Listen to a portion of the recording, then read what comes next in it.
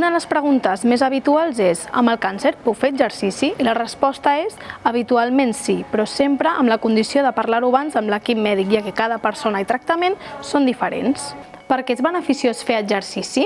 Ajuda a reduir el cansament i millora l'energia. Contribueix a mantenir la massa muscular i la mobilitat. Millora l'estat d'ànim i redueix l'estrès. I pot ajudar a dormir millor i recuperar-se més ràpidament.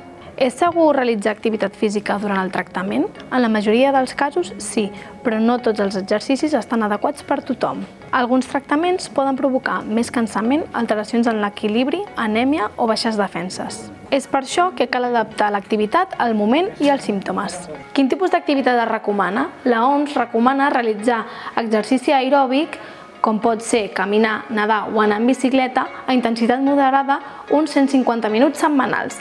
D'altra banda, també recomana realitzar exercicis de força 2 o més cops a la setmana. I recorda, evita estar més de 2 hores seguides assegut. Si no pots realitzar exercici de forma continuada, és millor fer fraccions de 10 minuts diversos cops al dia, segons la teva tolerància. L'exercici pot ser un gran aliat durant el tractament del càncer, però sempre ha d'estar adaptat i supervisat. Si tens qualsevol dubte, comenta-ho amb el teu metge o fisioterapeuta per tal de trobar l'exercici que s'adeqüi més a tu. I recorda, moure's una mica ja és un bon començament.